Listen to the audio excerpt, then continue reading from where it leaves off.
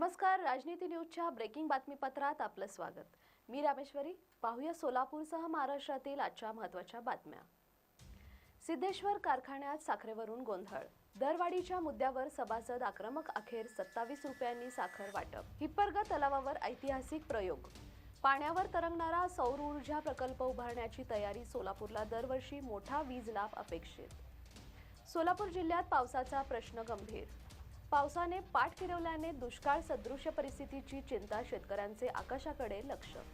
सोलापुरात विडी कामगारांच्या प्रश्न येरणीवर। किमान वेतनाच्या मुद्द्यावर विडी कामगार महिला आक्रमक झाल्या असून रोजगार वाचवण्यासाठी जोरदार मागणी होत आहे। सोलापुरात साखरेच्या गोडाऊनवर धाड। सोलापुरात साखर साठेबाजी विरोधात पुरवठा विभागाची टीम, डी मार्ट सारख्या मोठ्या मॉल्सचीही तपासणी करण्यात आली आहे। साठा आढळल्यास कारवाई होणार। ऐन पावसाळ्यात सोलापूर जिल्ह्यात पाणी टंचाईचे संकट पुन्हा गडद होऊ लागले आहे। तालुक्यामधील 46 गावांना तब्बल 32 टँकरद्वारे पाणी पुरवठा सुरू आहे। चोरट्यांचा धुमाकूळ, चोरटे सीसीटीव्ही मध्ये कैद। दक्षिण सोलापुरातील कासेगाव येथे चोरट्यांनी धुमाकूळ घातल्याचे सीसीटीव्ही फुटेज व्हायरल झाल्याने तालुक्यात भीतीचे वातावरण निर्माण झाले आहे। सोलापूरच्या राजकारणात पुन्हा हालचाली।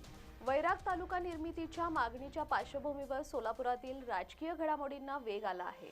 नवीन ई बसेससाठी आणखीन 1 महिना प्रतीक्षा। शहरात दाखल झालेल्या 20 ई बसेसची सध्या पीडीआय प्रक्रिया सुरू असून जेबीएम कंपनीकडून आलेल्या बसेसची तांत्रिक स्थिती व आवश्यक बाबींची तपासणी केली जात आहे। या होत्या सोलापूर जिल्ह्यासह महाराष्ट्रातील आजच्या प्रमुख ब्रेकिंग बातम्या।